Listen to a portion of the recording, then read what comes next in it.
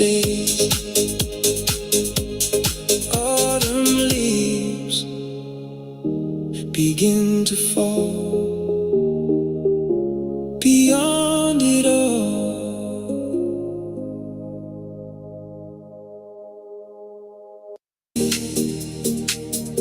calling out your name.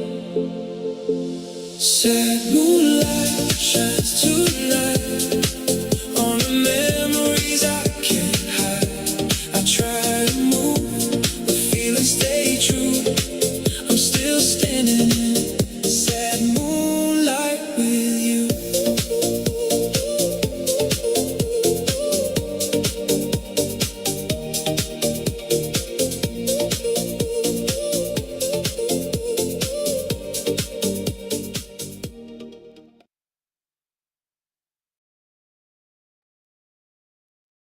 And welcome everybody. It's 7:30 right now. And I would like to say hello to everybody who's here. Hello. Hi. Really excited to be here today. And we have friends from all over the world. Like from what I'm looking at it right now, we have friends from Malaysia. Feel free to share with us, where you're from right now so that we can, take a quick check. That'd be super cool. I know I'm from Singapore, right? Okay, I'm Malaysia and Arizona, you guys. Arizona, hello. Super cool. And also, just so you know, this is live on YouTube. Perak, wow. That's so cool.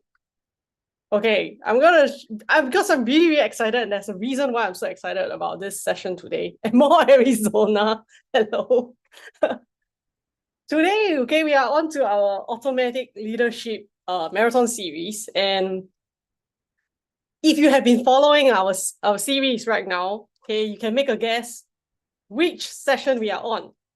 Okay, and if it's your first time here, I'm going to share with you a little bit about, what is this marathon series all about? Okay, we had the marathon series is divided into we call it 5 waves, okay? And so far we have completed wave 1, as you can see, a quick why is leadership so difficult? As we know, being a leader is not as easy as it seems, right? Or as it sounds. Then we have gone to talking about wave 2, which is the root cause of influence.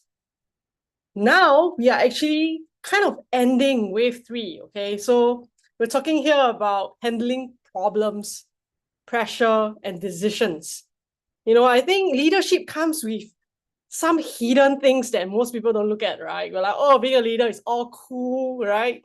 But being a leader also has its share of problems, okay? And we need to talk about them and how we handle setbacks, how we prevent setbacks, how we manage setbacks.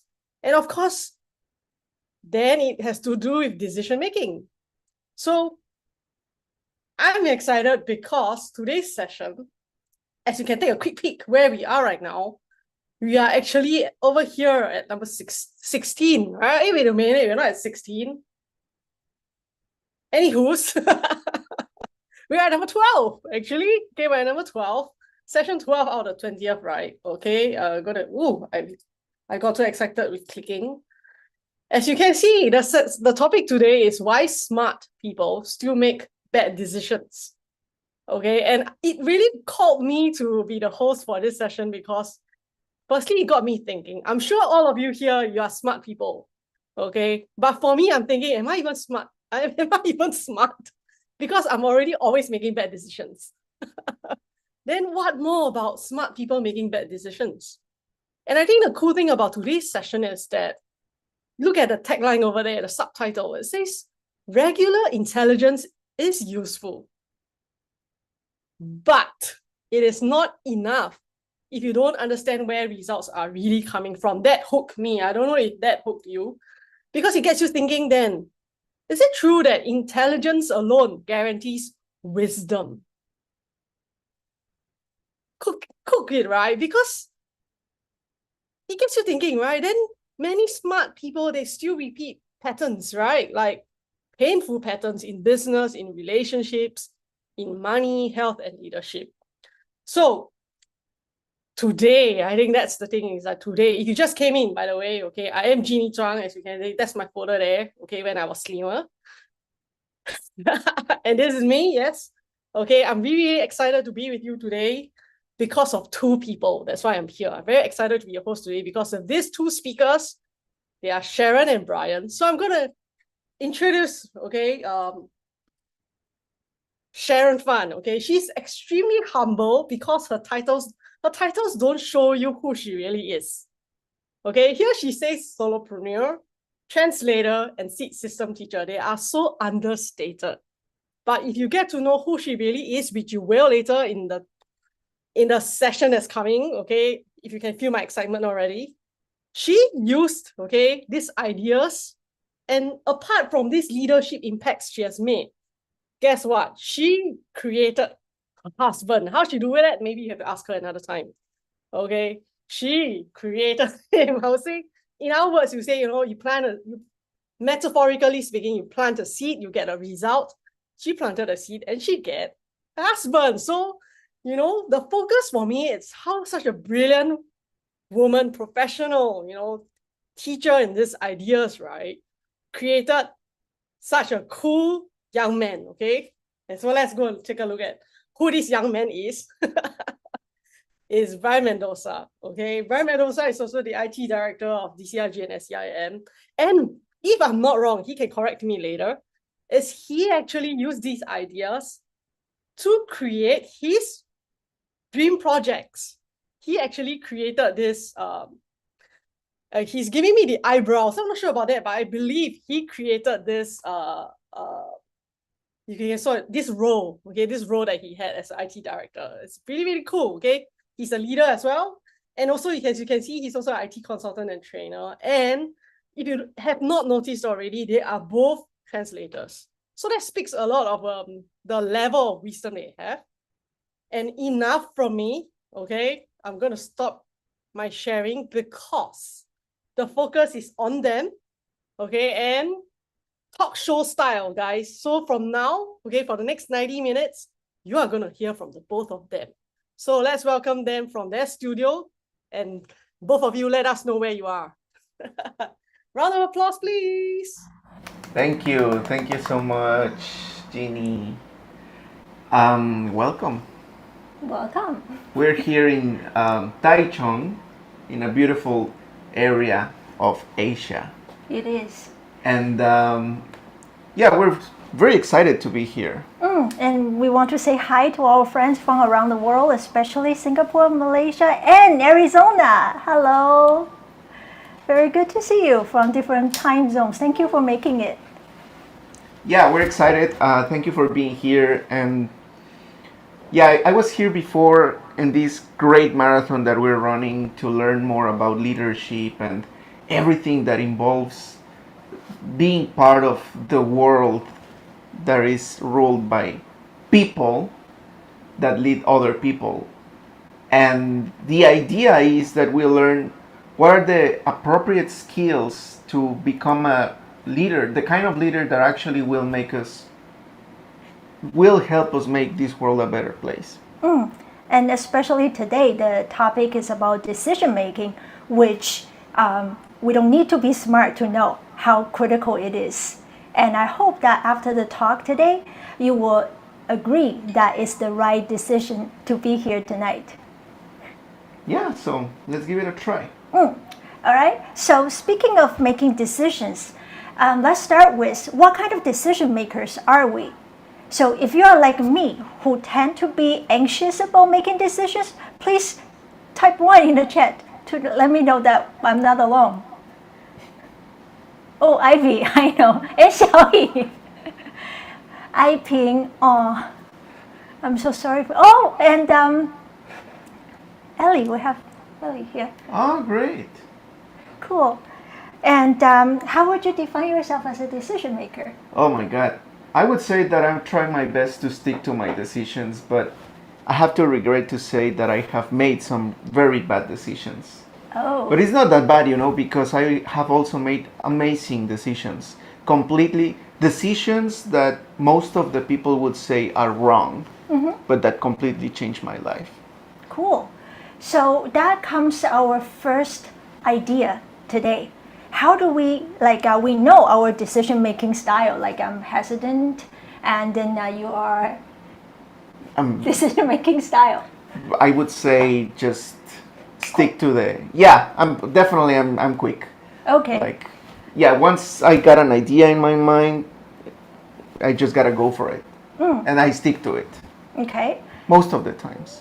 I have a few counter examples. Yeah. But let's see. How do we define the next one? A good decision, or the right decision. What do you think? I think that a good decision would be based on how is that the results of that decision impact your personal life and the life of people around you. Like, Okay. would it benefit you in the end, or would it just make you suffer or make the people around you suffer? Okay. For me, it's like if the decision, the result that comes from the decision make you happy, even though it's different from what you expected to get in the first place when you make the decision. So in the end, if you are happy with the result, then I would say that's a good decision that you made. Okay? Okay, So I like it. in this talk today, we invite you to think about 3 decisions that you have made. One of them, first of all, brought you an unexpected negative result. Okay? Something that you didn't want.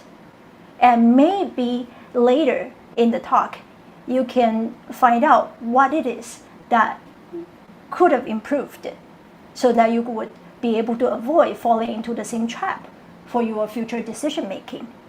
Yeah.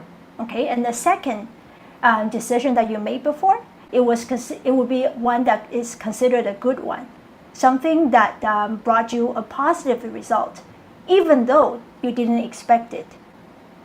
Okay, and maybe you did something right there, and we would love to know what it is, and maybe in the future you could repeat what you did to create similar result. And the third one would be one decision that you made maybe recently, and the result hasn't come out yet. It's So- still uncertain. Right, so there's still room to do something to make it right. Okay? Yeah, I like it. All right, so let's see. First, we need to all agree on is the importance of decision making. Okay, do you have an example of a decision that you made that changed your life? Yeah, I have many. But the most important one, I would say, was to start flirting with a lady that I never met before, and that I only saw online, and that made me in the end move to the other side of the world to live with that someone. Okay. It was a crazy decision, and something that it had a lot of cons, because again, we never met before. It was during the COVID times, meaning we couldn't just travel right away to meet each other. I think it passed like 1 year or something before we met physically, and then it ended up with us being married. So it looks like a tiny decision, right? Just something that you would do every day. Flirting every day. Flirting, yeah. I mean, it's a casual thing. That's something that is kind of minor. Only the flirting, not the getting a partner. But it ended up with getting a partner. Another one would be, for example, I was a pharmaceutical engineer when I came out from college. Yeah. And I remember back in 2015, I was still in college. I met Geshe Michael, and I was like, I want to work with him. Wow. I didn't know what Geshe Michael would need a pharmaceutical engineer for, but I just knew it. And then when I came out of college, I decided to quit my first job in my field, in my degree. But No, did how do you- you call it? My major. Uh-huh. And you liked that job that time. I liked it. I didn't love it, but I liked it. And I quit that so I could attend a program with Geshe Michael. And then from there, my whole life changed, because then I started to move to another field that was not even What your something that I area of had in study. mind. Yeah. Yeah. Nothing that I studied. And 1 or 2 years after that, Geshe Michael named me the IT director of DCIG and SCIM, completely a pharmaceutical engineer taking care of IT. That's why I have so many mistakes.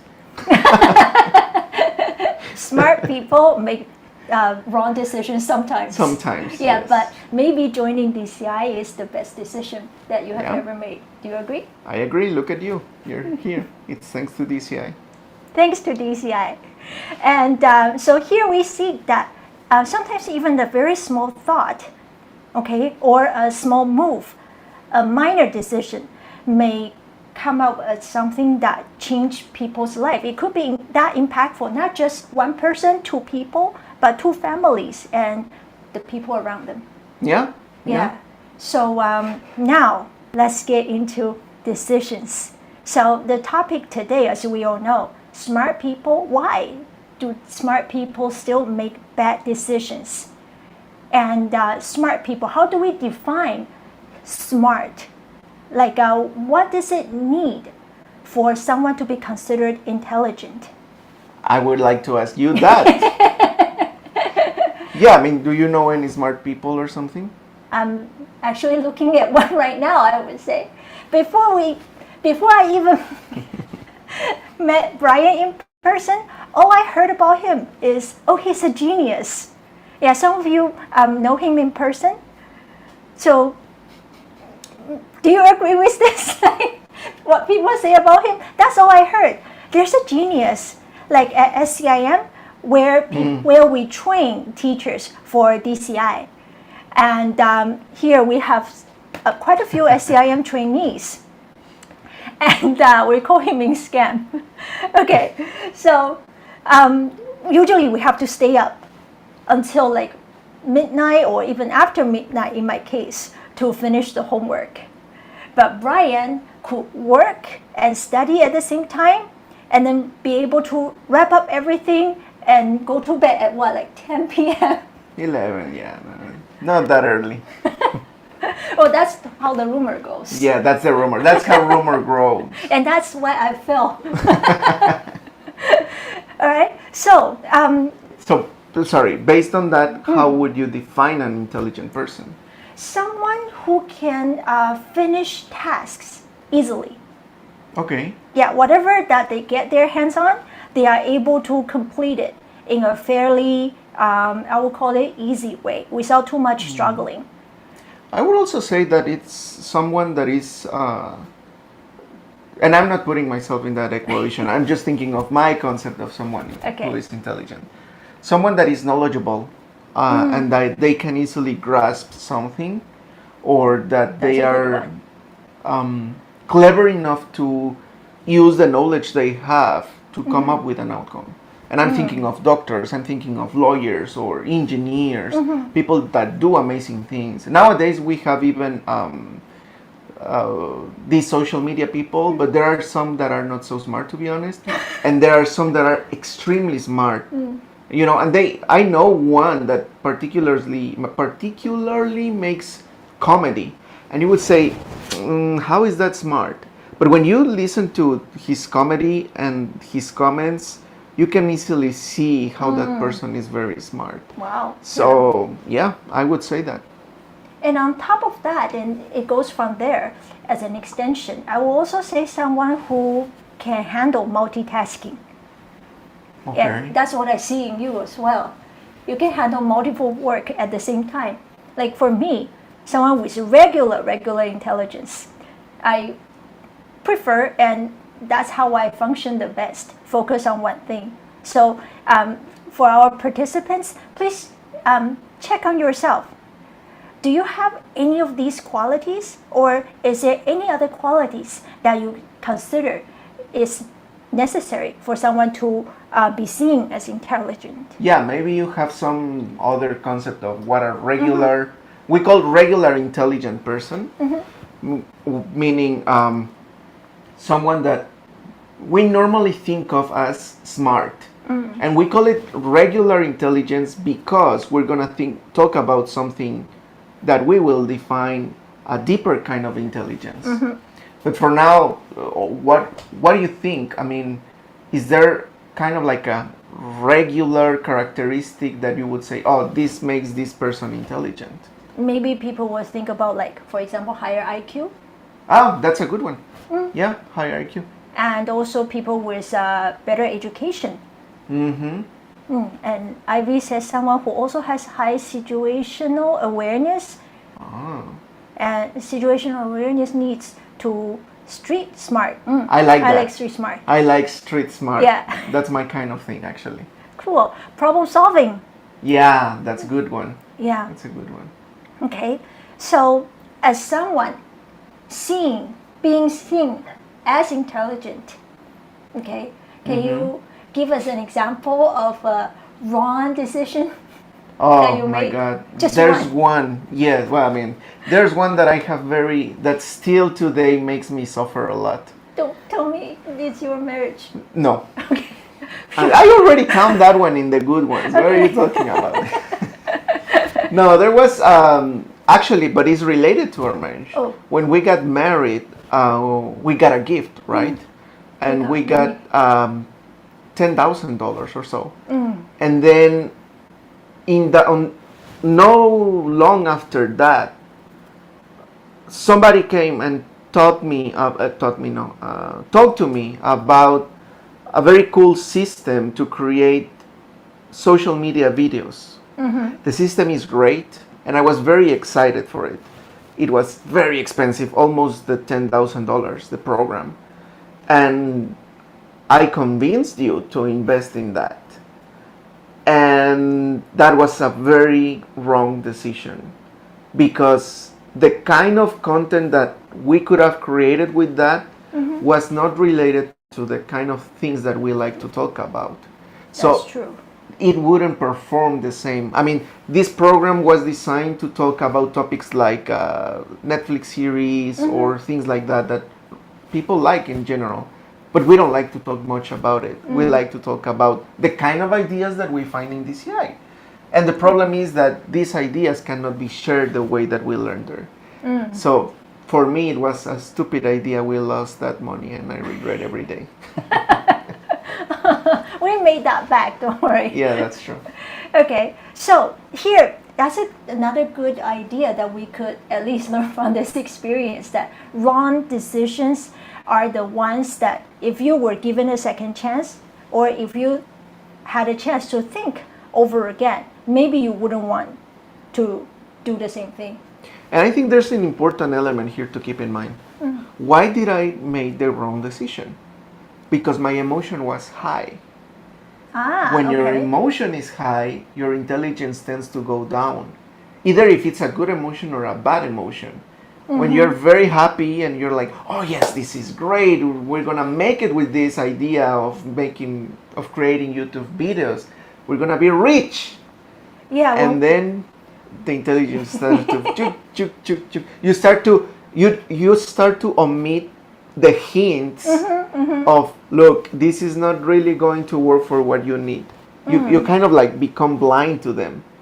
And then the intelligence disappears and stupid decisions arise. so when we talk about humans, we have to cover the area of emotions. Yeah. Yeah, that's a good one. So I can think of examples easily. Like when we get overexcited, sometimes we tend to jump into decisions without thinking clearly. Like, for example, ladies here. Okay, sometimes when we go to shopping malls or department stores, and then there's this music playing, impulsive buying. Our friend Jean just jumps in Yes. with the perfect way of putting it, right? Or I jump fast into decisions again, me too. Yeah. Yeah, so sometimes we have to see that intelligence, like in Brian's personal example, and I'm sure that we can all come up with our personal examples as well, that intelligence alone is not enough to ensure that we make the right decision that bring us the results that we want to. So we have to consider the emotional factors as well. Yeah. Okay. So the lesson here, don't jump into decisions when you are emotionally charged. Yeah, yeah, yeah. Okay. Either positive or negative, right? Because it could be Either the one. other way. Like, for example, when you have a fight with your partner, Mm-hmm. and then you're like, this is it. I'm tired of this. Divorce. And then you regret. Anger is a strong one. Yeah. Yeah, very powerful Not emotion. necessarily anger. I mean, could be frustration, could be sadness, Mm-hmm. could be anything. And from emotion, like we see intelligence not enough, and then intelligence and then emotions. But what you were saying just now reminds me of another aspect, like personal qualities. For example, being patient and impatient. What kind of people tend to make better decisions? What do you think, everyone? Well, I would say probably patient people tend to make better decisions. But that's because patience helps with the emotional control. So it regulates the emotion, right? And we said it. The higher the emotion, the lower the intelligence. And it goes both ways. The Right. higher the intelligence, you're more capable of regulating your emotions. That's why we see some very successful people. They are mostly emotionally stable, calm, peaceful most of the time. Yeah, more stable. Yeah. Yeah. So And now that you're talking about the levels, there's an example in DCI system about a car and turning the key. Do you want to talk about that? yeah, like for example, to start a car, to make a car moving, okay, what we normally would think is the key. The key is what turns on the car Right. to get it moving. Well, nowadays they use a button. Right. There's no key anymore. I'm from the last century. Yeah. Sorry. I'm an old product of the last century. Okay. So, right. So a key or a finger to press the button. Right, right. Okay. But then in the DCI system, we will say, well, that's the surface cost because that's apparent. That's what we can see and what we do directly. That's what gets the car started. But then what if the car doesn't have a battery? Would the key work? No. Not likely. No. No, because you need the spark, right? Before we jump into the battery, we would have to talk about the spark. The button or the key triggers the spark in the thing that I can remember the word in English. In Spanish we call it bujía. Maybe somebody knows. It's kind of like a thing that creates the spark and Let's see then if yeah. people know. Anyway, that thing. Let's call it the spark. Let me try to see if I can find it here.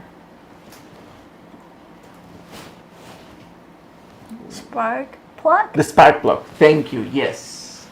The spark plug. That thing generates the spark and then that generates the combustion of the engine. And then I would say that spark is actually emotions. Oh, okay. It's at a deeper level of turning the key, It's behind but the it's key not that's yet working. completely the ultimate source. The ultimate source would be in a car, the battery. Right. And that's something that we haven't talked about in this whole Decision decision-making process. So it looks like the key, which we can say is the analogy for intelligence. Okay, and what's behind it, the next level, a deeper level, will be the emotion. Whether we are stable, emotionally stable enough, whether we are Pretty much that. If we are capable of regulating what we're feeling at that moment, like remember the big lens that we bought? We bought. I'm a wild photography lover. I love birds and I love animals, and to be able to capture beautiful images of those beautiful beings, we need a huge lens, like very big, because they're far away, and if you get close, they just go away. So all my life, I wanted one of those big lenses. So when we were capable of affording one, we just jumped into buying it. Actually, she bought it for me. And then no longer, like, as soon as I received it, I was like, oh my God, this was a very emotional purchase. Impulsive buy. Yeah. And then no longer after that, my computer died. So Within a month. within a couple of weeks, actually.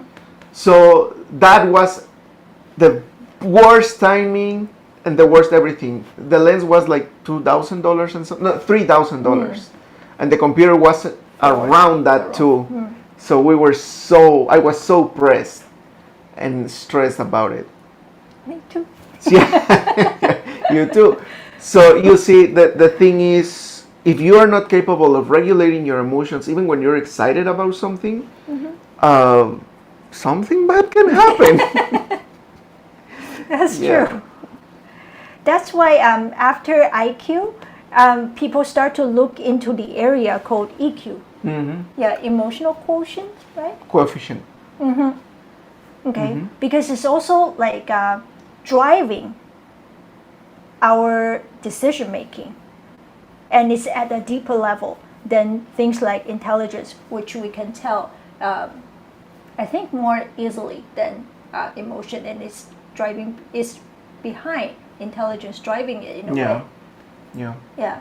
But then speaking of emotions or personal qualities, how do we cultivate those qualities that are necessary to make right decisions?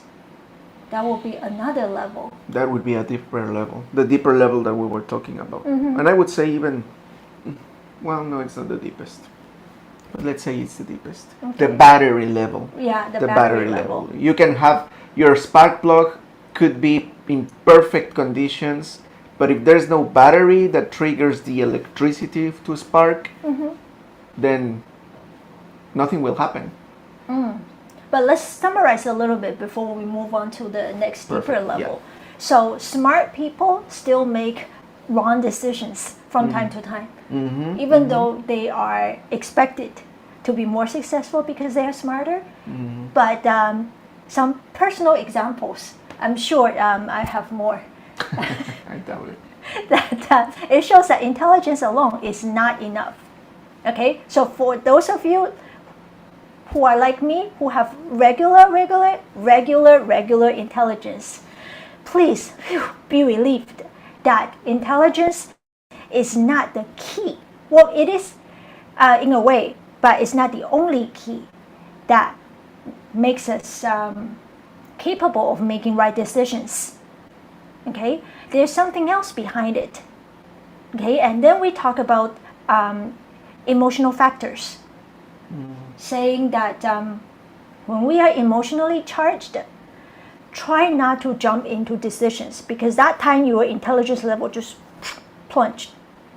Okay, so try to avoid making important decisions when you are like feeling emotional, whether it's a good one or a bad one. That's the takeaway for me Yeah, so for far. me too.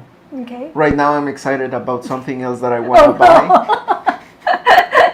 But I'm regulating my emotions. I'm trying to make an informed decision. Okay, regulating emotion. That's our next topic, actually. So, how do we regulate emotions? What is behind our emotion? What decides that at this particular time we would have certain emotions coming up? Or, what's another way of putting it? What's the real cause? What's the real intelligence, the kind of intelligence that we need to make the right decision? If I had to put it in a way, I would say understanding that everything that we do to others has a consequence in our lives. Is that it? Right. Yeah, right? Yeah. Like, and yeah, you can put whatever name you want on it, but basically is the way that you interact with others has a reflection in your life, and that would make things in your life to work out or not. Is that where you want to go? Yeah. I'm thinking about deeper intelligence that we talked about. There's something behind the regular intelligence. Mm-hmm. So why don't we start with defining deeper intelligence? Okay. That's the real driving force of a decision making. Like it. You go. Okay, I would say, following what you just said, a deeper intelligence would be understanding the real cause and effect. Okay. Like what it is that's really leading to the desired outcome that I want to make. Because it seems like that the decision itself doesn't get to decide entirely my happiness, whether I'll be happy or not with the decision making. Okay, so if I really want certain result to come out, then the decision is not guaranteeing my happiness. I would say that it's the understanding of what really brings the desired outcome that leads us to make proper decisions and eventually getting the ideal outcome that we seek. So what you're saying is that this deeper intelligence is to understand causes, their consequences, and how do they generate patterns in our lives, right? Right. And also, in a word to put it, it's like understanding the correlation of what leads to what. Okay.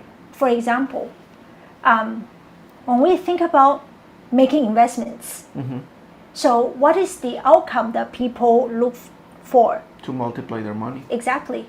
Okay, so maybe we spend a lot of time looking into different investment options, and then now we find trustee, those managers Yeah. to handle our money, Financial Advisors? Advisors, yeah. right, to handle the money for us, the investments.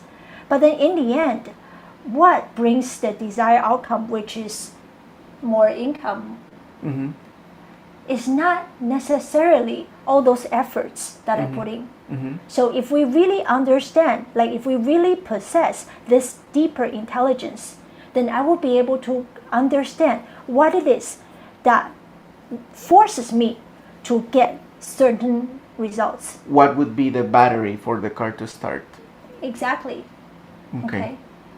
And something peculiar is that in English there's a saying, you reap what you sow.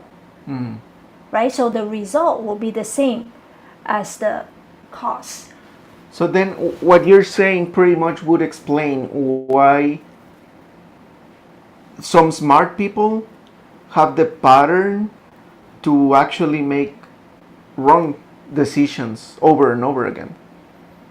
Apparently, right? Like it doesn't matter if I decide A, B, or C, the outcome will still be something that makes me unhappy, Could be. regardless of how smart I am. Right? Yeah. So, what would I have to do to change the cause, right? To get a different consequence. Well, depending on the consequence, like the example we were saying, if the desired outcome is more money, then those with deeper intelligence, they would know the real cost for getting more money. And based on the English saying that we were referring to, you reap what you sow. We can know that there's this correlation. If we want more money, then the cost that it comes from would be sharing more money.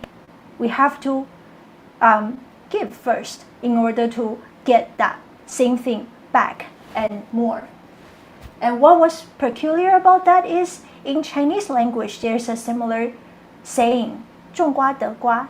It also says that we need to plant the same thing in order to reap. Is there something like that in Spanish as well? Yeah, we say el que siembra cosecha, the one that plants reaps. Okay, so that would be, I think, the essential idea of deeper intelligence. People who really understand the correlation between cause and effect, the cause and the result. Yeah. Yeah. So again, and I think that's the important part of the whole conversation we're having here, is it doesn't matter how smart you are. It doesn't matter if you want to use this marketing campaign or that marketing tool or that marketing trend to promote your product. If you don't understand what's the real cost to sell your product, then neither of these will work for you. But if you understand this deeper intelligence that you're talking about, then it doesn't matter which one you will choose of the marketing paths you want to take, you will get the result anyway. Is that it? Yeah, and I have a good example.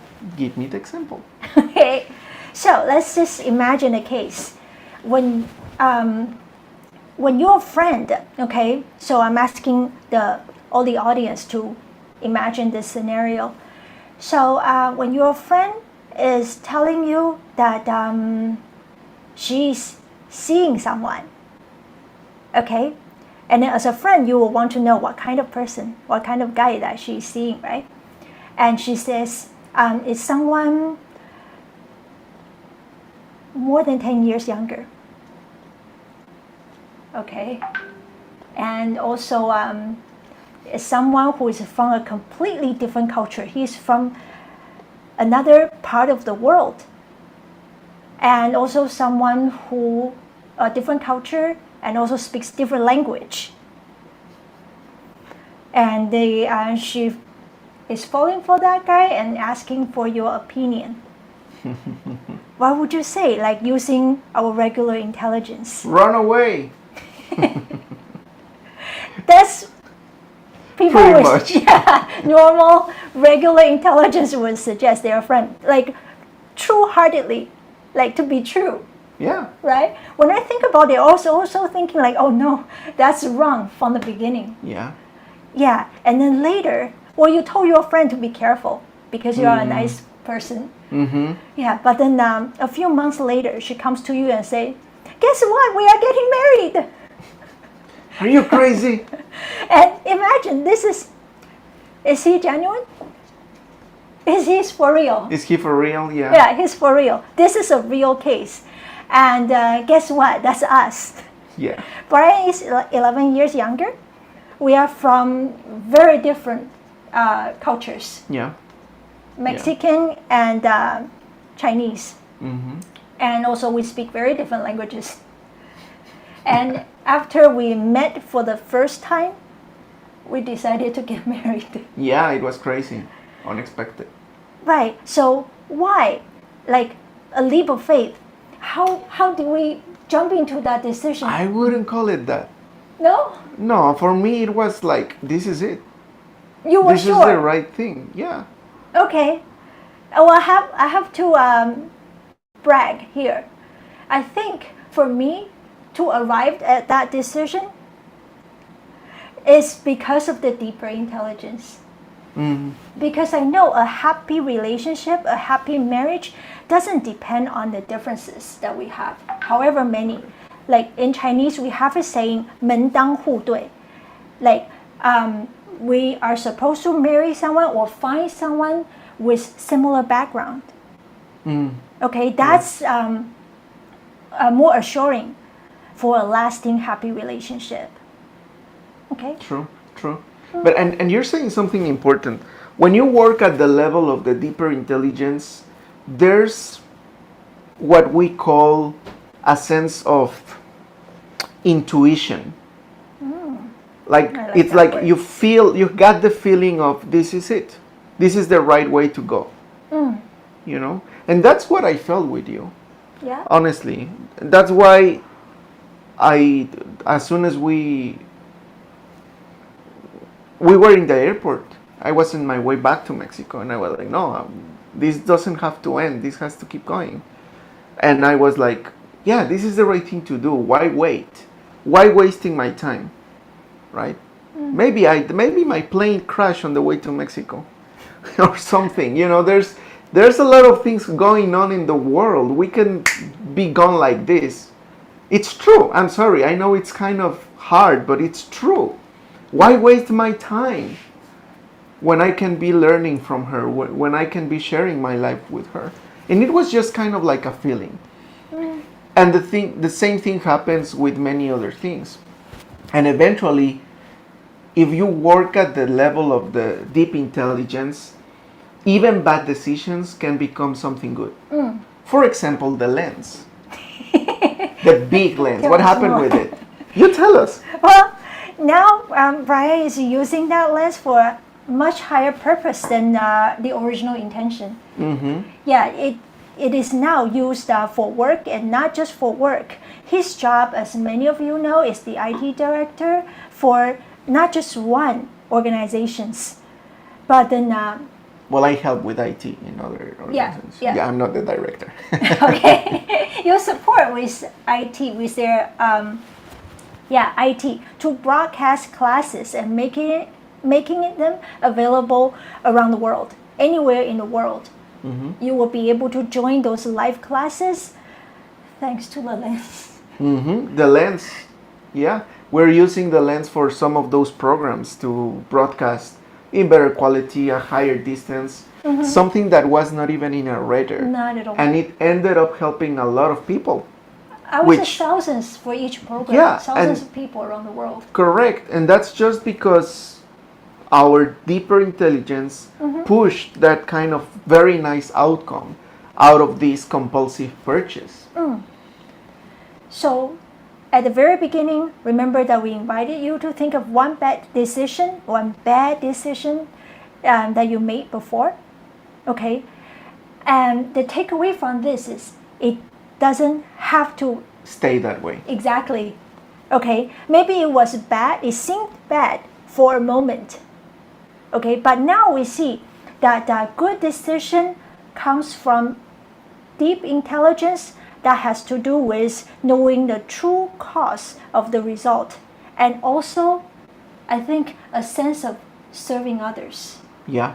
when you make the decision, even though it may seem wrong.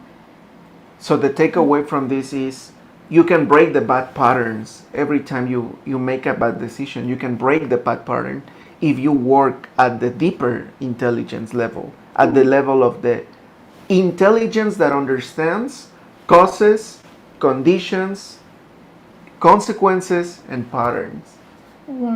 I like it. Me too. So it sounds easy, this deeper intelligence. It's just like know the real relationship. Sing makes sing, right? You reap what you sow. So like for example, in a marriage, if I want companionship, I want someone to keep me company. That's what I see in a good marriage. Then I give the same thing. In order to reap this, then I plant it first by keeping someone who wants the same thing company. Okay, if I want to say make my investment decisions profitable, then I need to Help others to make money, Make make more money. money. Yeah. keep their money. Yeah. And also it will even elevate the decision making to the next level if we can always bear in mind how our decision may benefit others or may be of service to others. Yeah. Because like in order to get what we want, we have to give it to others first, right? So if we always bear in mind the service here, like how can I use my decision to serve others, then we will know better like how to plan it. Now, all of this sounds cool, but I'm here to listen to a leadership program. What does that have to do with leadership? Well, leaders, as we know, are most likely the ones that make decisions. And those decisions affect a lot of people. Even like a mom at home. I wouldn't say even. I would say especially. Especially, the most important right. leader in the world, the mom. Exactly, because when we think of leaders, we usually think of business leaders, but you could be the leader of a family or a leader in school, in a class, Yeah. right? It doesn't matter the scale, as long as you have the intention of taking someone or a group of people to a better place. Then this requires the skill of making the right decision. Yeah. Okay, because it affects not just the leader themselves, but a group of others. Yeah, and especially, I mean, the most important leaders are parents, honestly. Because even the business leaders and the politicians and those guys, all of them have parents. And that just indicates how parents are the most important leaders of the world, because whatever outcome they have with those they lead will affect more people, Right. right? So if you're a parent, please type 2 in the chat so that we can give you a hand. If you're not a parent, don't feel bad. We're not parents either. But our decisions still matter. Yes. Cool. All All right. right. Thank you, Yesleen, Jacqueline. Congratulations for And being Raymond. parents. Raymond. Yay. Helen, congratulations on being parent. Yes. And then, so now we already revealed the secret of what to do when we want to make the right decision, right? Just make sure you are clear with what it is that you want to get the result. I mean, okay, and then give the same thing to others first. Then with this already in our pocket, why do we need to go to the leadership class in Singapore? That is actually a great question. What we're talking about here pretty much is setting the ground to have a successful result on the program that is coming up in Singapore. I was going to say September, but it's Singapore, the word that I was looking for. In July. In July, yeah. Because the things that we will learn in Singapore are the actual deeper ideas on on how you build leadership from zero to the To super, hero. yeah, To to hero. super leader, yeah, from zero to hero. And the idea is we are not going to learn the regular intelligence or regular causes for leadership. We're going to be working at the deepest level here, the level of understanding what are the causes, conditions, and consequences that will be involved in the whole process of me becoming a natural leader. And when I say natural leader, I don't mean someone that has naturally the leading skills.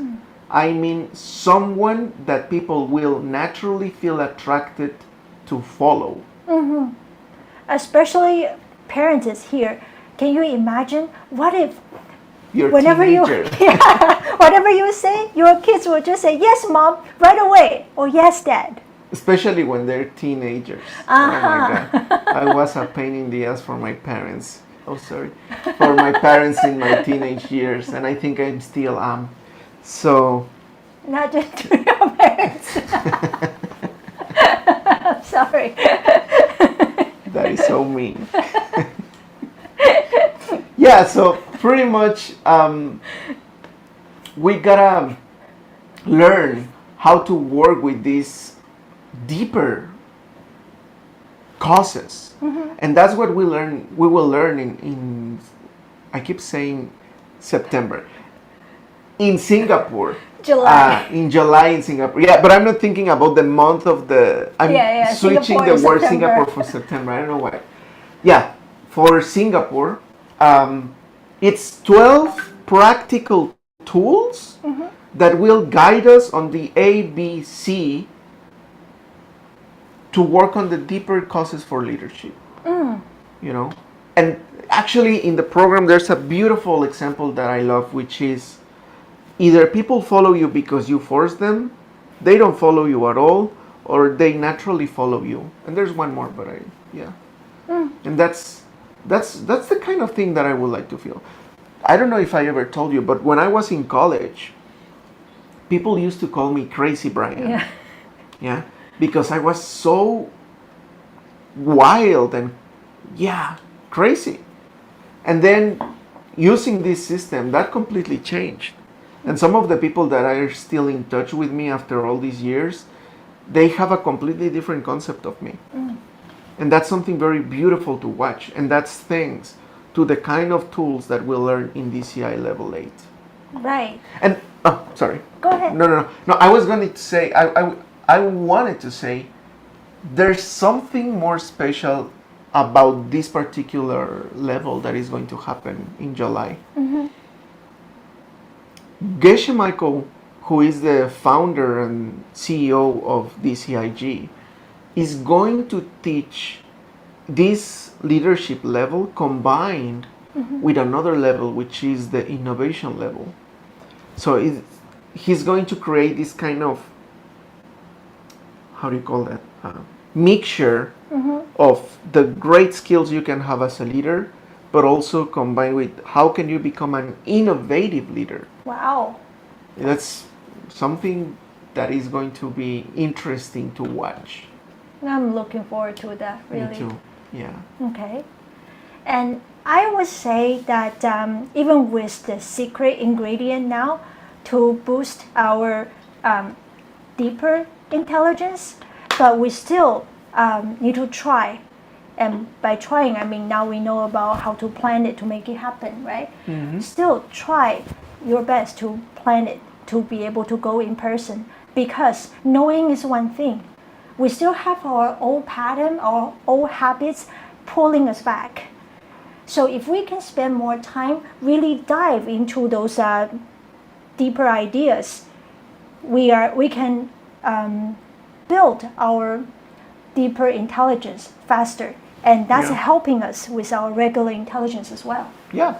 And if you're in the verge of thinking if it's a good decision or a bad decision to go, I can tell you it's going to be a good decision.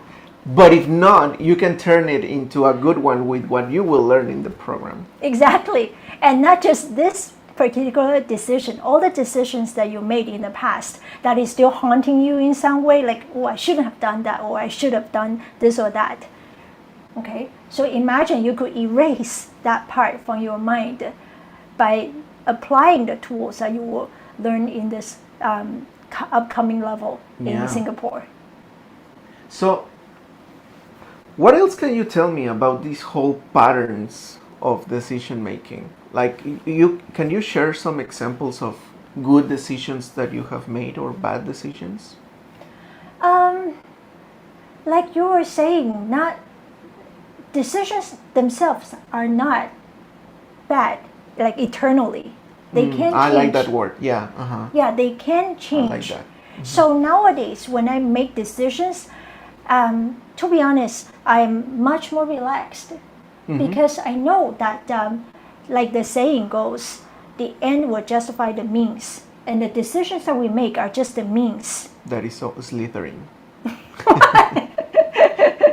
But then in a good way. Yeah, okay. Okay, so depending on the end result that I want, I can plan to make it happen. Okay. Right? So it breaks the pattern that we used to think about things. Like we used to grasp, like what I want, for example, in order to make money or increase the income, then I probably would think about getting more jobs or asking for a raise. Things like that. Done all of that already? Me too. Yeah. But then the thing is, they may work, or they may not. Or they may not work. Yeah.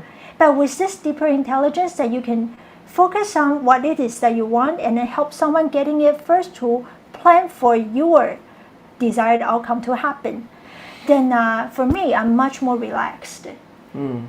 Yeah, because there's a short way. Otherwise, the world will be in chaos. Like we were saying, you reap what you sow. If that wasn't the case, the world will be chaotic. There's this natural, I would say, new pattern that we can try to develop. Yeah, so in a way then decision making is no longer decision making. It's automatic. Like whenever you want something, you go to this new pattern by planting it, by sharing it first. Yeah. So in a way, we don't need to make decisions. Because you feel instinctively, you feel what's the right decision. Right. That's what it means when we say don't make decisions. Exactly. And there's no more struggling, like choosing over which options that are in front of us. That saves, imagine how much mental space Oh my God, and yeah. anxiety that would save us. It does save it a lot. You know, a lot of stress. And how can we use those mental not extra, the ones that we freed up? No, it's extra because you didn't count on it before because it was and that's the part that we have to keep in mind. That energy, all that emotion, all that energy, all that stress, all that time trying to make a decision is time that is already allocated in your life to make those decisions. So when you start to understand this deeper intelligence, this deeper way to do things, it becomes extra time and energy in your life. Because you no longer need to. It looks like it's something that you already had, but not really, because it was allocated to do something else. Yeah. So it's like this whole AI thing coming out recently, right? Like we had to take certain time to write an email, for example, and it takes you that much time, and it will for years, hundreds of years, many people died wasting a lot of their time writing messages for someone else, and now they can do it in a second. That's a great example. So it looks Yeah. like it's extra time. Well, I mean, it looks like it's not extra time, but it becomes extra time when you think that way. And this is the same. You're no longer allocating time for decision making to struggle, the pros and cons, and then the cons of the pros, and then the pros of the cons, and all this complex matrix of decision making that we actually do in our minds. What a relief. What a relief. Yeah, life would be so much easier Yeah. if we have this automatic decision making system Yeah. built in our mind. And then as a leader, then you can allocate that time to take better care of the people that you have to lead. Right. Yeah, because a lot of us may feel like restrained by our energy, limited time. There are some things that we could have done better, but we cannot. But now we have a system that allows you to do whatever that your mind comes to. Whenever you can think of it, you know the right way to do it, boom. Yeah, you can make it happen. So I think the mental space, the energy can be spent on higher things, on how to serve better your team or your family. Clients, if we're talking about a business person, right? Right, yeah.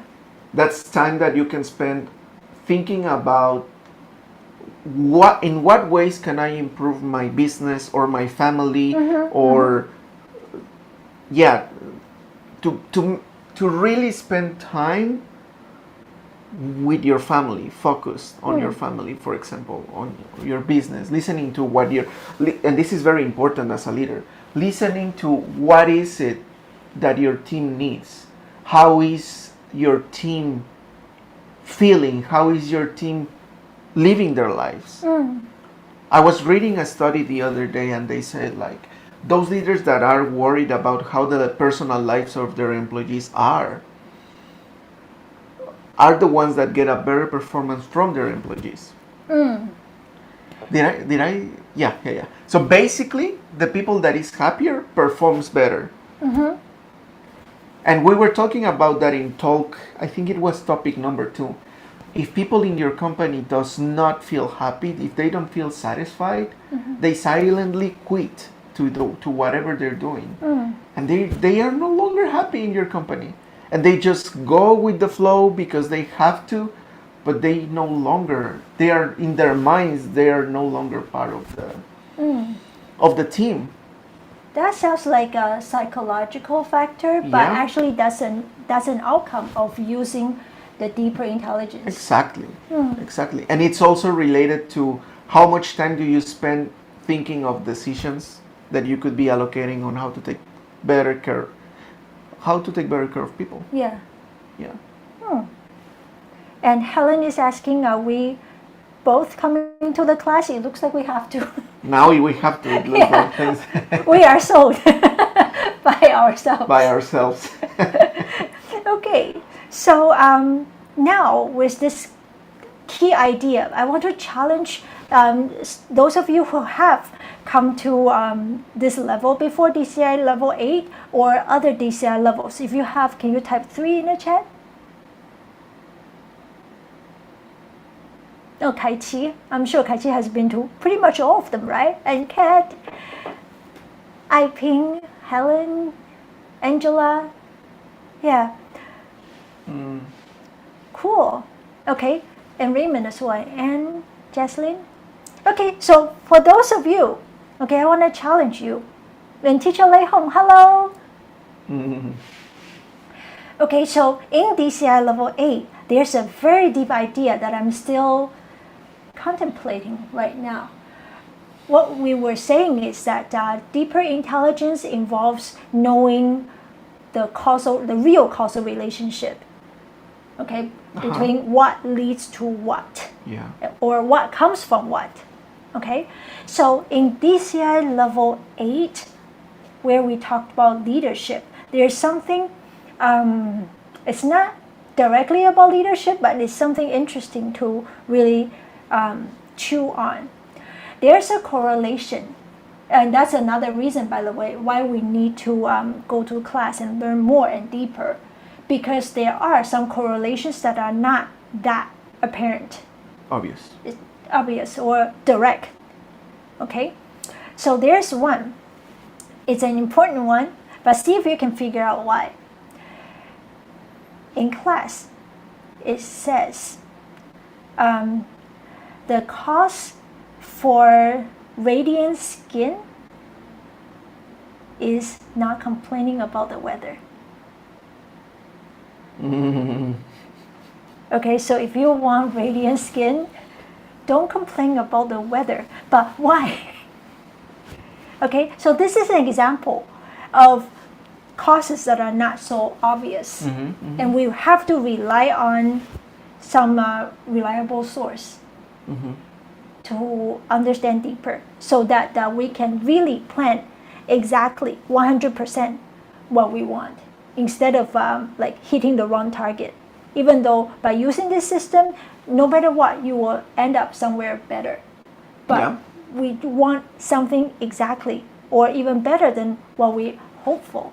Then we got to learn deeper about this correlation. So what do you think, everyone who has been to DCI classes before, or even this level before? Radiant skin can remove pigmentation. This one I'm still working on, so I'm not a very convincing example, but I would say let's try, Helen, okay? So try to not complain about the weather and see if it works that way. Don't complain about the weather, okay? What do you think? I have no clue. That's why we need to keep learning. Yes. I want to go back to the decision making. So does it mean that whenever I have a decision that I have to struggle with, what I need to do is just to get more information. Okay, we can always think of cases if there's any exceptions. So, do people with more information always end up making the right decision that lead to the result they look for? That is a good question, because going back to the example of the lens, I spend a lot of time checking on different lenses, and I ended up with the decision, right? But in our case, I didn't spend a lot of time getting a lot of information from you. All I knew was that it was going to be challenging because we were so different culturally, because in the core we are practically the same, but in our values, that's what I mean. But culturally, there was a lot of things that I didn't know until we were together, right? Like there was this time that we had a fight because I told you something like your house, and then you were like, oh, okay, this is your house, or something like that. I don't remember exactly how it went, but you took it as, when I said your house, as I was taking myself out of the equation and that we were not sharing. When in fact, in Mexico, we say your house, my house is your house. It's a, like, welcoming you, something like that. And there was a conflict there just because the use of phrases was different, right? So those details weren't based on an informed decision, would you say? But it ended up being good. You see what I mean? Like, it's contradictory. It's contradictory because we didn't have the whole information. But I think, well, I'm pretty happy. I don't know about you. Same here. Yeah, so Good to know dodge you the are. ball. Yeah, we dodged the ball. We ended up with a very good result, even though we didn't have the whole information. And that's because we worked on the deeper Using the deeper intelligence? yes. I would say so. So, I'm sorry. So, in the end, is having more information about the elements to decide to make a decision or not doesn't necessarily guarantee that we will make the right decision. No, it doesn't. And that's the way that we usually think. And nowadays, people is like, oh, I need more information, so I'll just go and ask Gemini or ask ChatGPT or ask Claude or ask the three of them at the same time. And then I was doing it today. We're having another program soon, and I need to find some cameras. And I was like, oh, I need more information about cameras, right? But in the end, that's not what is going to change things. That's a very good question or observation. I think this has to do with what we were saying, how deeper intelligence actually help us grow our regular intelligence. You think it's information that is helping us make the right decision. Yeah. But it's actually, why are you looking for that camera, that information? It's because you want to help those organizations that you are serving to have a proper equipment to use in their event, right? So again, it goes back to what we were saying about service. Yeah. Yeah, those intentions or the driving force, the motivation behind us in our mind, it leads us to do certain things, okay? But maybe the same intention with me will go a different way. Yeah. Yeah, but in the end, if we have the right intention, if we plant the right seeds or the right cause, then we will end up having the same result. Yeah. So having more information seems like the key for us to make the right decision. But remember, there is this spark plug, there's this battery behind working to make sure that the key works. Yeah, so never miss the key ingredient. Yeah. And you said something very important, which is, in fact, cultivating that deeper intelligence, meaning working hard on understanding better what consequences generate what results. What causes generate what results, what consequences, has kind of like a side effect, which is your regular intelligence, the standard intelligence that we talked about at the beginning of the talk, it starts to increase. Yeah. You become more, you have more information because of the intention to Yeah, serve. I'll say. and you understand it. That's more important. Yeah. Because I mean, look at a lot of people nowadays. We have at the reach of our thumbs all the information in the Yeah. world. But having all the information in the world and understanding that information is a completely different thing. And understanding what to do with that information is a completely different thing. Totally. Yeah. So, working on that deeper intelligence brings up the intelligence Yeah. that gets more information, handles the information, knows what to do with the information, Problem solving. and makes the right decision Exactly. Yeah. on what to do with the information. Because I could understand it, I could know how to work it out to do something, but I could use it to do stupid things, like hurting others. Yeah. But if I understand the deeper intelligence, I feel like it's impossible that we make not really. Wrong. Like misuse of regular intelligence. And I can imagine how that would put us into a upward spiral. Yeah. Yeah, because if we have improved our deeper intelligence, we start to make right decisions, and that brings our desired outcome, then we will be able to help more people, serve more people, really work to take them to a better place.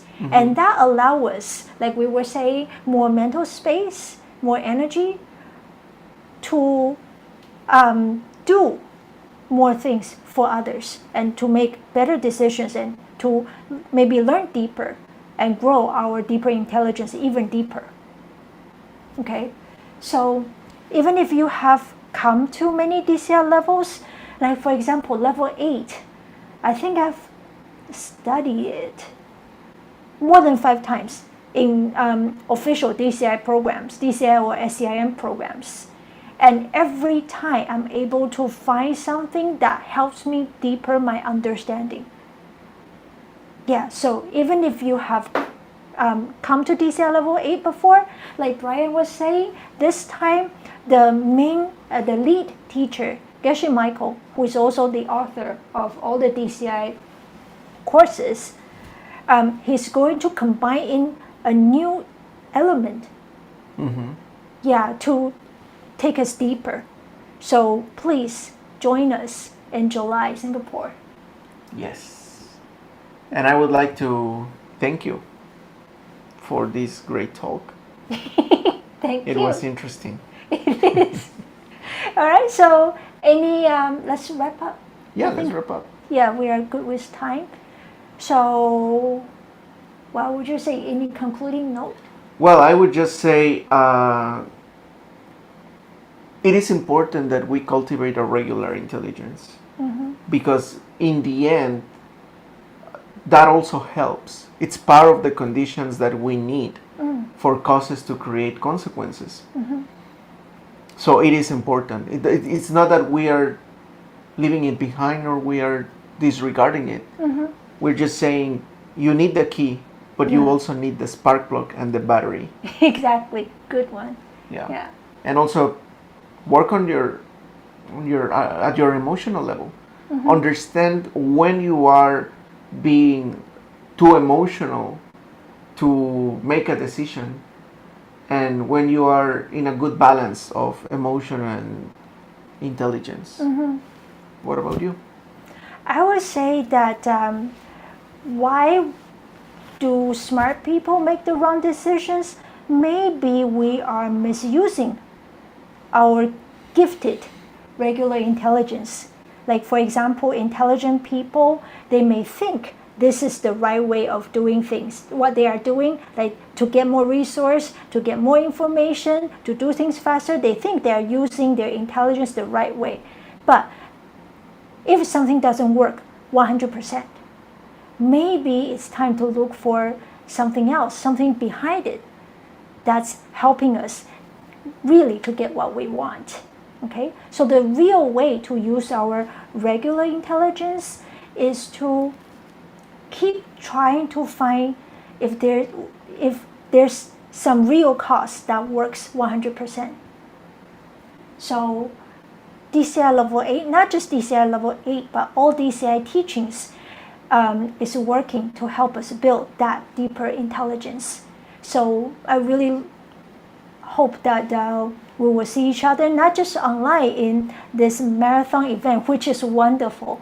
I hear a lot of great teachers giving excellent talks, very insightful. But then if you have learned something from this series of talks, then from DCI level 8, there's much deeper ideas to explore. And feel free to share these talks. Okay, actually, I encourage you to do it, and I request you to do it.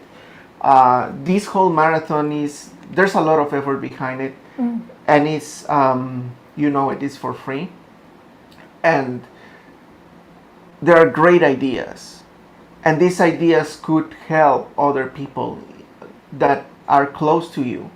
So don't just let it hang in the internet and get lost among all the information that we find online, but make it available to others.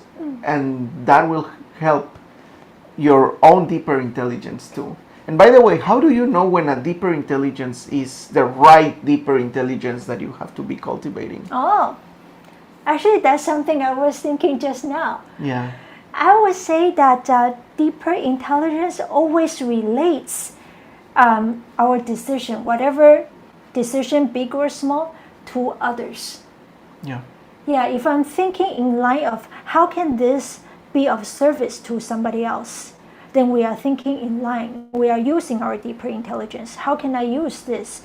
How can my decision serve others better or serve more people, especially the ones that I'm leading to a better place? I would say on my side, I would say the way to choose what's a proper deeper intelligence would be, if this that I'm doing, somebody does it to me, how would I feel? If I feel happy, probably it's a very good deeper intelligence. If I would feel unhappy, then maybe I wouldn't want to go there. But anyway, this is it for us. Thank you for hosting with me, and this talk show. And thank you so much for all of you for being here.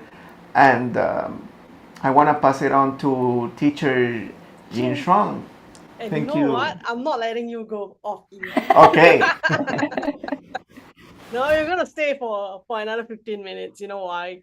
I mean, I like it. before we go into Q&A, right? And before we jump into some questions that I have, after listening to your talk, it was really, really fun. Why don't we take a group photo now? Now that everyone is still here with us, okay, let's take a group photo together. Cool.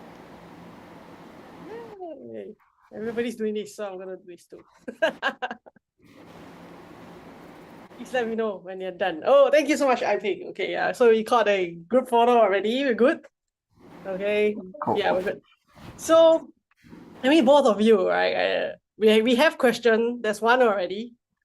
But it got me thinking, and if it's okay with you, I would like to join in your talk show for a bit. And while you drink some water. And anybody else, if you have questions, you can start sending them in, in text, and I will facilitate the Q&A in a bit. Okay, before we go there, I actually want to talk a bit more about leadership. You talk about beautiful skin. And it got me thinking, both of you, is like, you were talking about bad decisions, good decisions. There's one question about that, like wrong and right decision. But I just want to maybe chat with both of you about having lead teams before. Have you had like situations where you need to make a decision about a team member, for example? Like maybe it's a conversation, a difficult conversation with them. Have you guys ever like had to talk to somebody and make a decision about, I don't know, maybe their involvement in the team, a change in their scope? Have you regretted your decisions before? Good to share. I mean, I have had my fair share, but I would like to hear from both of you first. You go first. Don't be shy. Oh, come on. Well, yeah, there's a person in my team that he has another job and he's very unreliable sometimes.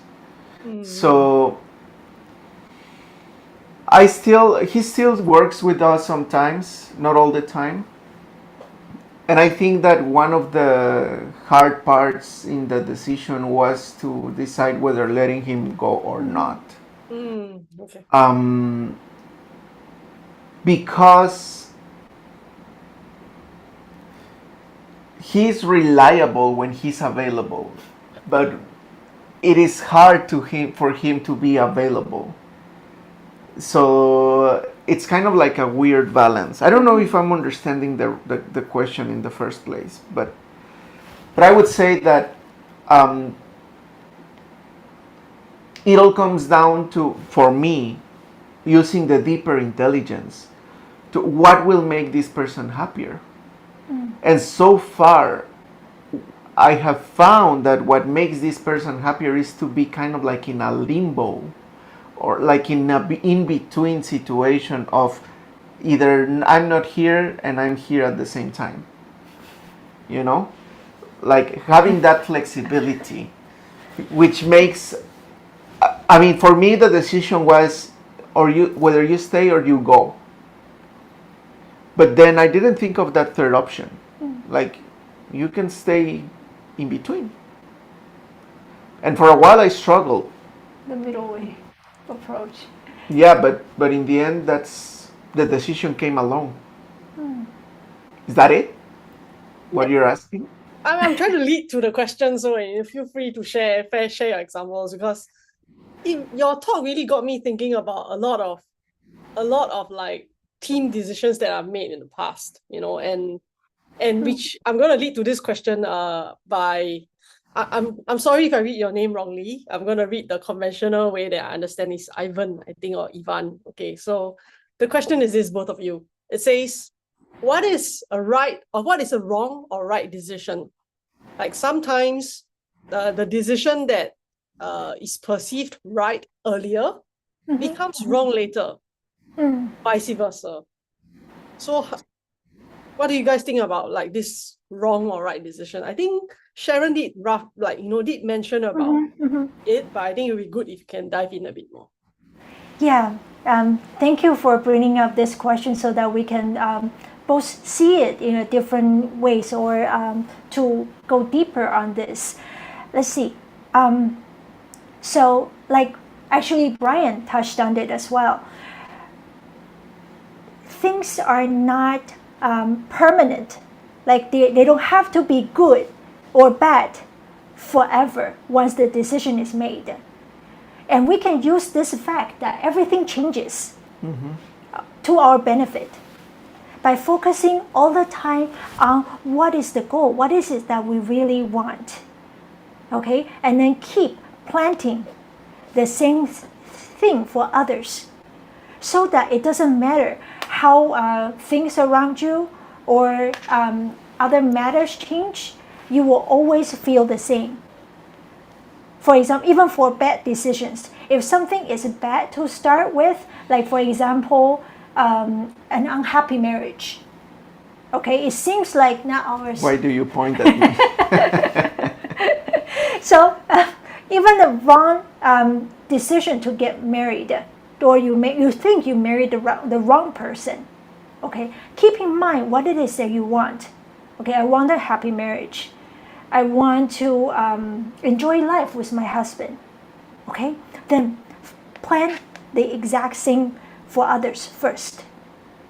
Okay, so bring harmony to relationships around you, and then to share happiness with others. And then the initial wrong decision will start to change.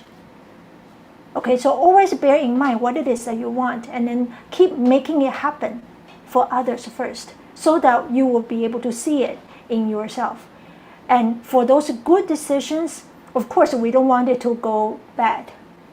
Okay, so again, go back to what it is that you enjoy in your current business decision, the outcome, and like, for example, profitable projects or business ideas. Okay, keep doing, keep working on the real cause, so that you will continue to reap the same results. Okay. I would say what makes a decision good or bad would be the outcome. How would that make you feel happy or unhappy, or those around you happy or unhappy?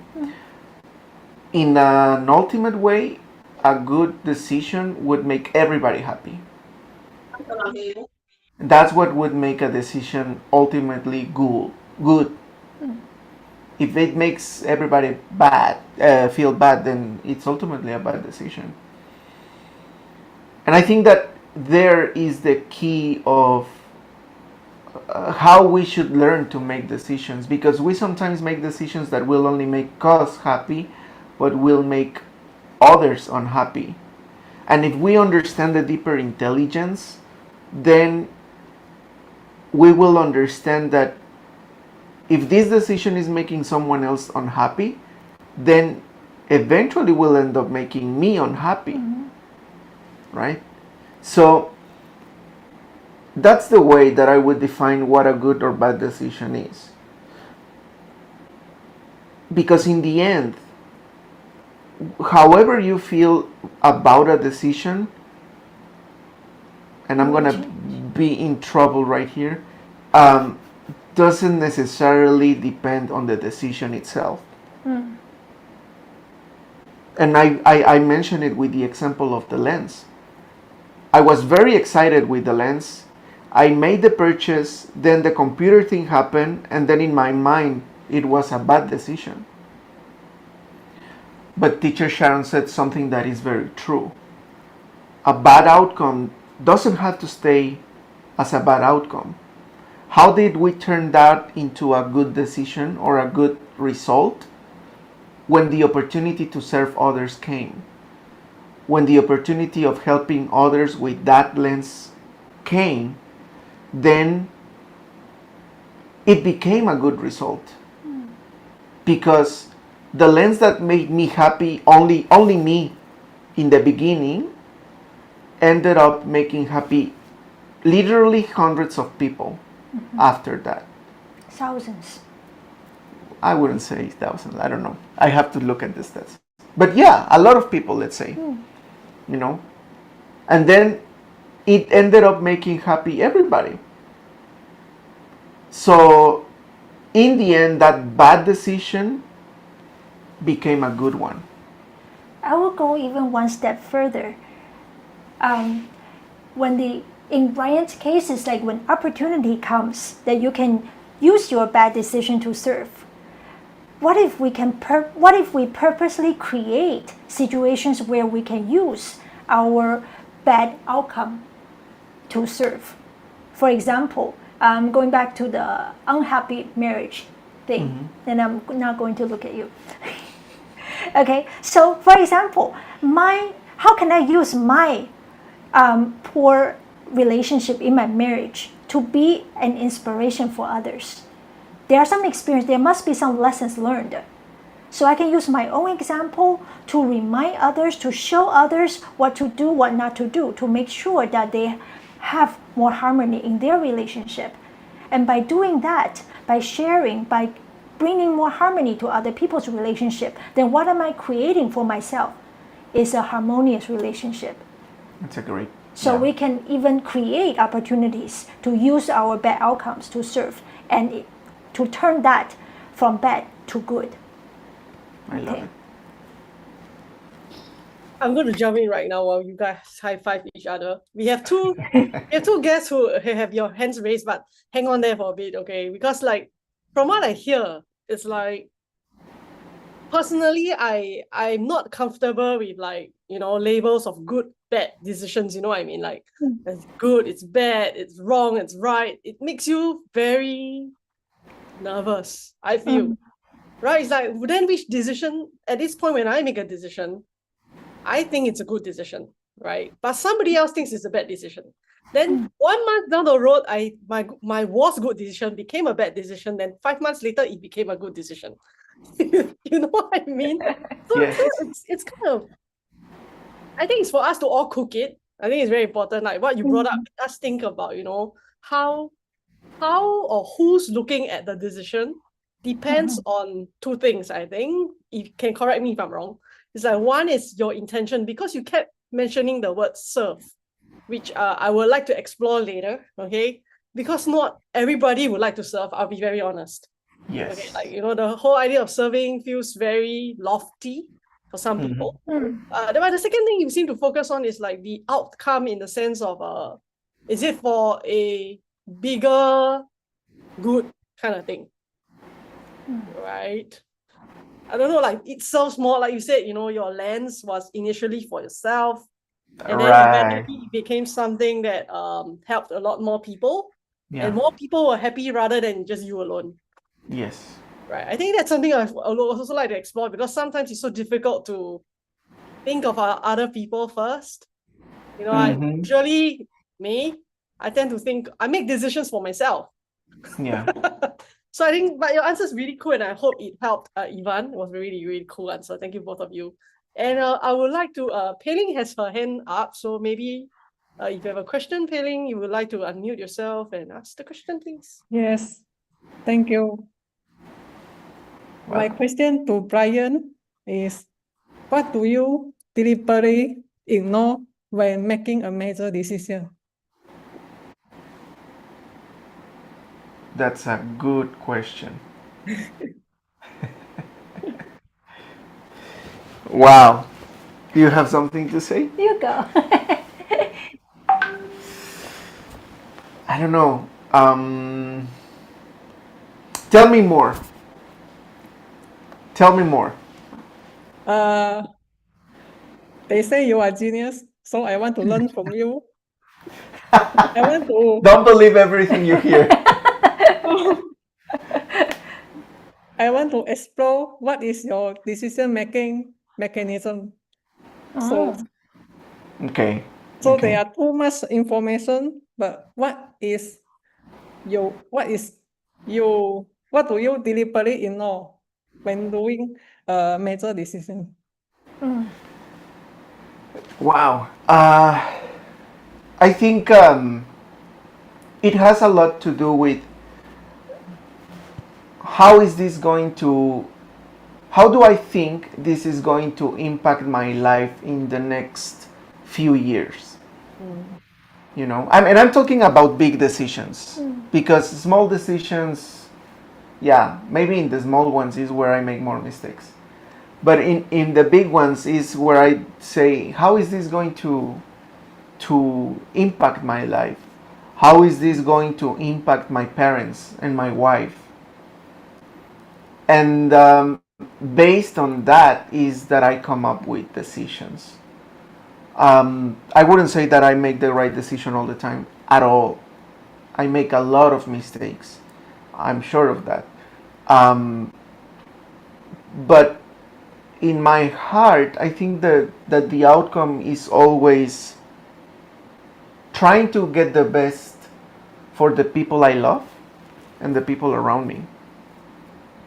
Like there was a time when I had a job in which I wanted to quit for a while. And one of the reasons I didn't decide to quit was because I knew that if I left, most likely the people in my team would lose their jobs. So I didn't quit because of them, to protect them. Now, I'm not advising anybody to do that, because it's not like something that everybody would like to do. I'm just sharing my personal experience. And I gotta say that it did change. It did make a change because I wasn't staying in an unhappy situation just because of me. I was doing it for somebody else. Yeah, that's it. Cool.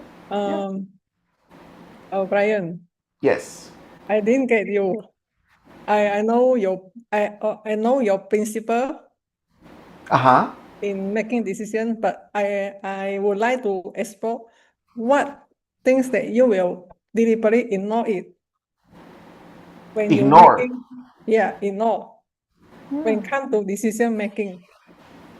I mean, if an important decision making, I mean a Uh-huh. major one, what Mhm. you will ignore it? Ooh, I don't know. What would I ignore? Like me, ignore me. No, No, not I just give you people, an example. but I I think she's mean trying to say factor, what to That you will factor. Frame cancel out, right? like What instead of what would I factor in, cancel? what do you cut out? I think. I don't know. I honestly don't know. I would say the opposite of what I just said, like things that would hurt others. But I mean, we go back to the three levels that we talked before, right? We gotta go to the spark plug level because when you're facing a powerful decision, emotions will have to arise, and then it's different. It's difficult to cancel or ignore things or to just be completely logical. And I'm a person. I consider myself a very emotional person. Not that I cry all the time and things like that, but I do feel my emotions a lot. So for me, it's hard to control my emotions. Uh, so I wouldn't I wouldn't tell if I ignore things or cancel things automatically. I would just say whenever it's a decision that will hurt others, I would consider it even more. I wouldn't cancel it. I would consider it even more. You know. So yeah, I'm sorry. I feel like I'm not helping you, but that's the No, truth. me too. Give me 5. Hey, Cool. thank you, Okay. Pei-Ling, for the question. And I think it's a difficult question, and I think Brian tried to answer it. No, Yeah. if it's for me, what was I supposed to cancel? I'll be like you. I think like you. I think I would. I've learned along the way. I am also an emotional person, and I realized that emotions really, wow, it It can really backfire. impacts, right? It really like gets in the way of making a. I wouldn't say good or bad decision. It gets in the way of making a decision. Yeah. Yeah, I think that's something that's really cool. I love your talk today about the emotions part because it really got me thinking, about how emotions color our judgment. I think that's the key, right? We tend to judge and then we make a decision based on that colored judgment. So I think it's something that Pei-Ling can consider based on their talk as well about emotions. So we have another person who have your hand raised for a while already. Is Hari Chandra. Do you have a question? Or Sorry, I have a question. yes. Thank you for the opportunity. So I want to ask, okay, you said that when you always come for 5 times, you learn something new. May you share with us about these 5 times that you learn something new? And the second one is about sorry, is about a bit about outside the level 8. Okay, it's like how about your relationship before? Do both of you learn the diamond cutter system, the seed system before? And let's say if only one of you learning the diamond cutter system, but the other believe the other side, what do you think? Great questions. Please go. Um, Very interesting, and thank you for the question. Every time, like the bad decision examples we were saying, bad decision doesn't have to stay bad all the time. Okay, so our understanding of the same thing, okay, the same DCI level A, just say for example, the lead teacher, Geshe Michael, even if he didn't make any change to it this time, okay, the same thing. When we look at it, every time we may see something different. Just like bad decision doesn't have to stay bad all the time. There's always something, in DCI system we call that seeds. Okay, depending on how we treat others, we plant certain seeds. And then same makes same. So if I, during this time between the two events that I attend, if I help someone deeper their understanding of anything, it doesn't have to be DCI related. It could be like how to do their work better or how to see things differently, for example. Then I'll be planting seeds of new understanding. And then those seeds may ripen in the DCI class for me to see or to understand the same material in a different way. Okay, so that's why seed planting is that critical, to be sure that what you want, and then you plant the same seed so that you can get back to the same thing and have a different experience. Okay, that's how the 5 different classes that I attended always bring me something new, because in between times I share with people my understanding, and that's how the new different understanding came along. Yeah, and I would say it kind of adds up to it. Even in the regular intelligence, if you read one book and then you read it again, you kind of get new ideas related, right? But new. For example, the first time that I read the Diamond Cutter business book, I learned a set of things. But the second time that I read that book, I realized that I never really understood the system of the 3 times book. So, I mean, I read about it and I was like, oh, that's cool. But then I didn't grasp how important it was, that practice, until I read it the second time.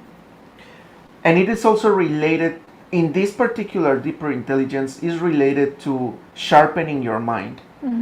Because your mind becomes more sharp and becomes more precise and accurate, then you start to grasp ideas where you never thought were there before. And I have been learning this for over 10 years.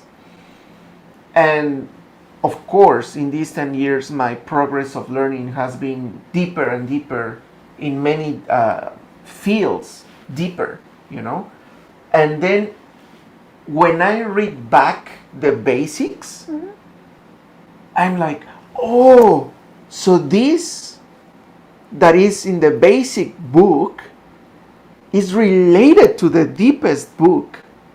And then it has been there all the time. I just didn't know that it was a more profound and advanced planting technique or something, you know? So that's how you also relate to coming back to the basics, or coming back to the same level over and over, brings you deeper understandings. And for the second question, what if just one of us learns the system, right? That would be something very interesting, because the system says that we are planting seeds by how we treat others, right? So even if someone doesn't understand about these principles, the whole idea still work on them, just like gravity. Okay, so wherever we are on this planet, we drop a pen, then it will fall on the ground. Okay, so even if, let's say, only Brian learns about the C system and I didn't, the reason why we would have met and then get married and have a happy marriage is because both of us have created happy relationship for others. So even if only one person has learned it, then the other person, that person, I would say, can manipulate the marriage in the way that he would like it to go. Like, for example, making me do the dishes all the time because he knows how to plant seeds to make that happen.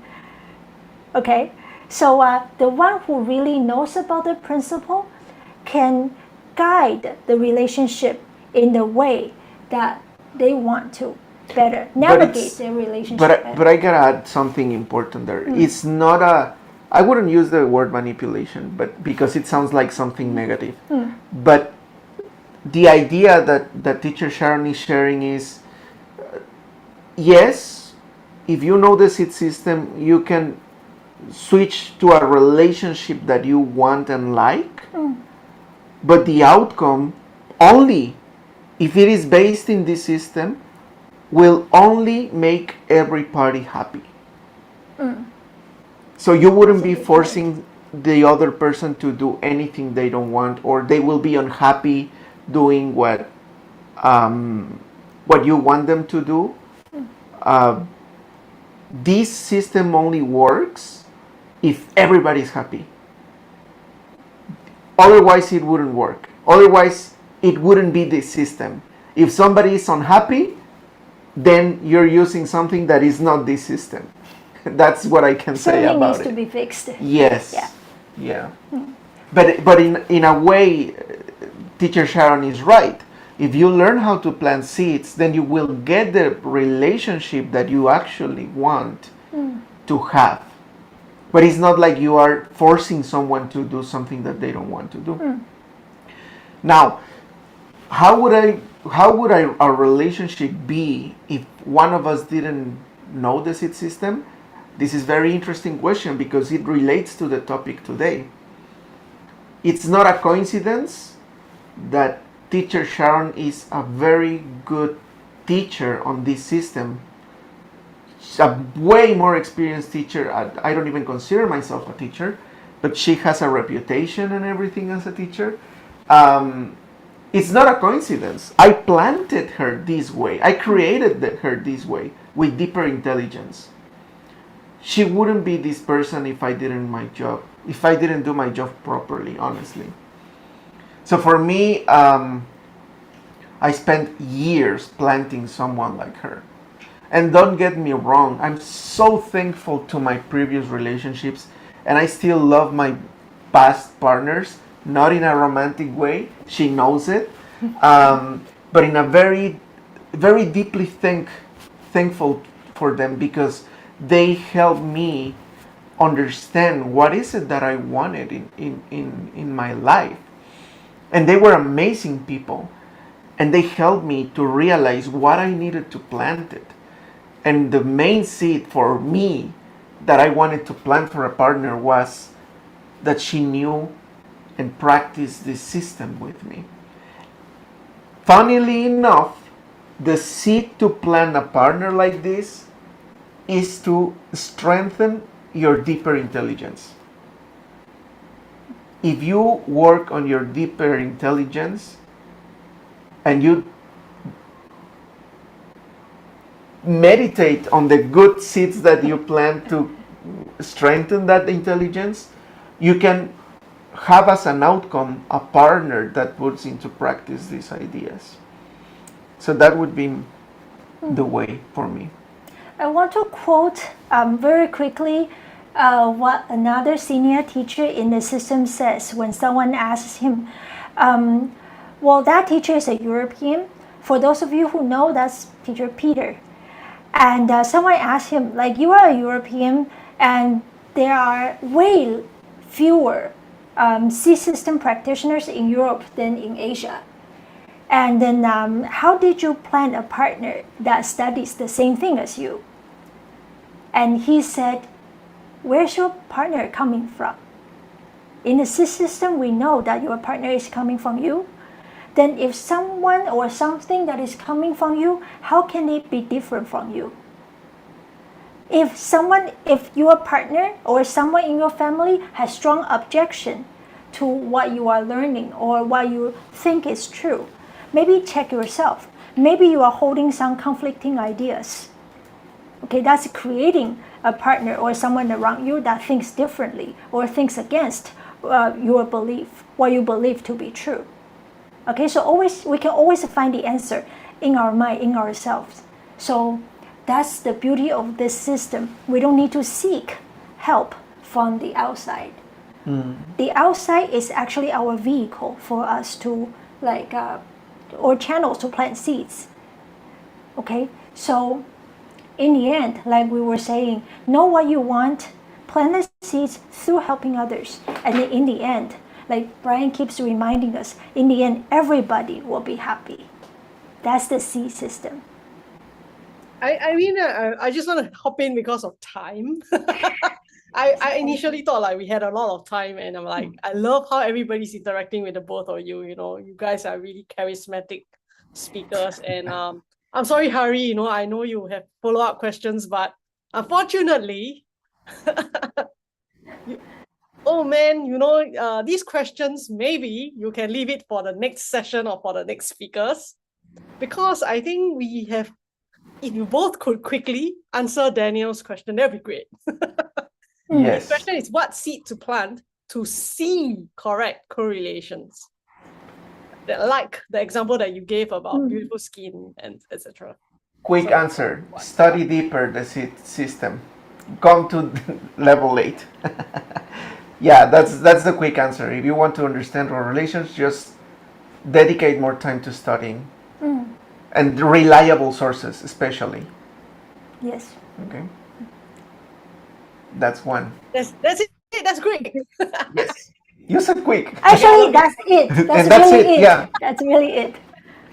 Okay, then can I have a quick question, because I can wrap up in 3 minutes.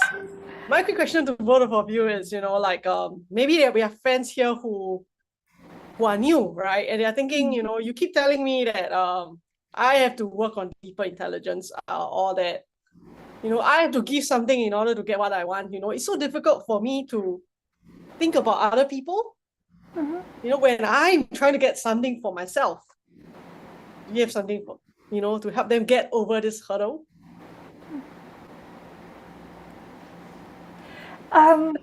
Yes, to start with, it's difficult because our primary focus will be on what we want, right? But again, write on it. Don't just stop there. Because if I want certain things, then that makes me the perfect person to understand what it is like without it.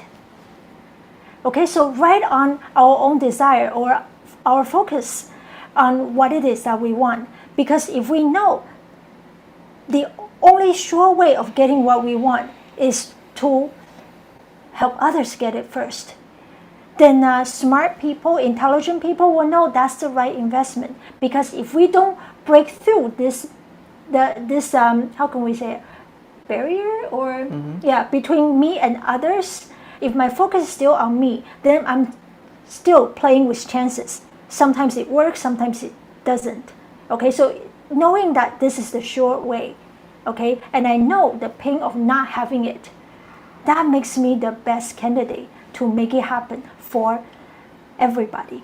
Remember, everybody includes me. When I see that I'm doing it for others, that's because I see this as somebody else. But then eventually, you know, it's coming back. It's a sure path. Then I'm just creating the loop by doing this. Then it might make it easier. Okay. Do you have anything to add? No, I think it's right. Yay! I mean, thank you both of you, and you know, we cannot get enough of the two of you. To be really honest, as you can see, they don't want you to leave. So, I hope, you know, I sincerely now make a request to the both of you. You know, hopefully in the future when we have more of these marathon sessions, we hope to see more of the both of you, because I think both of you, your dynamic, you know, and your wisdom really give us a lot of insights. So now, thank you both of you. You can take a break now. Please have water. And then I'm gonna do a wrap up for everyone. Please don't leave yet, okay? I need to tell you important things, like for instance, Hari's questions, I can quickly make a wrap up, you know, and please Hari, come for the next session and ask the speakers, I think, in the next session, because I'm gonna share with you who they are. They're really, really cool people, okay? I think they are from Europe, if I'm not wrong.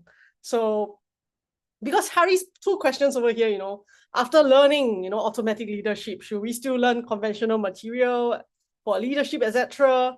I think that's what actually Brian mentioned earlier. Even after learning the deeper intelligence, it's still important to have the regular intelligence, because the deeper intelligence is what makes the regular intelligence works. It's like I still need a postman to deliver my stuff. Something for you to think about. But that said, guys, okay, I'm just going to quickly show you the slides, because during Brian and Sharon's session, they actually mentioned Geshe Michael Roach, and here he is, okay, the man in action here. He's actually the founder and CEO of DCI Global. And please take a picture of this slide, if you will, okay?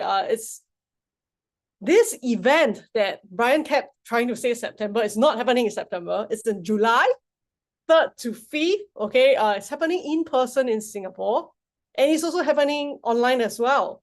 And a cool thing that I want to share with you is that you probably have heard different types of leaderships before, right? You have heard about democratic leadership. You probably heard transformational leadership. You probably have heard, visionary leadership. You have heard a servant leadership, but have you heard of automatic leadership?